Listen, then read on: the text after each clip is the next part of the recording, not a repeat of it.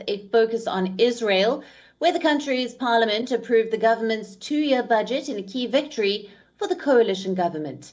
Approval for the 2022 spending bill was crucial for the four-year coalition because it stabilized the alliance up to the period when Bennett is due to turn the premiership over to centrist Foreign Minister Yair Lapid in 2023. Prime Minister Bennett tweeted saying Israel was back on track after the full package was approved early on Friday. The Israel government cleared its first hurdle on Thursday when it passed the 2021 budget. The passing of the budget was crucial to avert the government's collapse and to move the country towards political stability after years of crisis. The coalition, led by Prime Minister Naftali Bennett, who had unseated veteran Benjamin Netanyahu in June, needed to pass a budget by the 14th of November to avoid a fifth election. In a remarkable feat, the coalition suffered from no defections in its nearly 36 hours of continuous voting.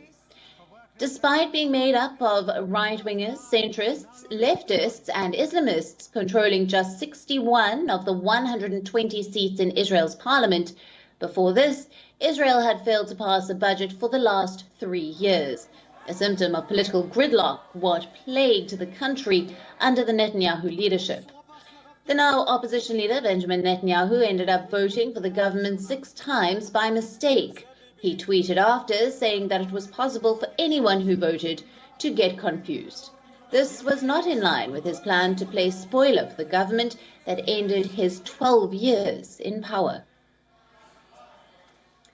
Our correspondent Jody Cohen sent us this report from Jerusalem. After 35 hours and 800 votes, Israel finally has a budget, and Israel's coalition government is safe for the moment. Now comes the difficult task of governing with ideologically diverse and in some cases opposing political parties. And it won't just be the government calculating their next steps. The Likud party will no doubt consider whether or not it's time to find a new leader.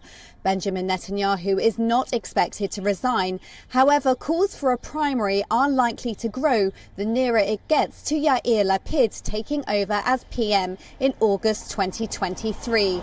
That's because right-wing parties of the coalition are likely to prefer to sit in government with Likud under a new head than see Lapid as Prime Minister. In the meantime, passing the budget has likely guaranteed stability for the next year and a half. This is Jody Cohen for WION World is One.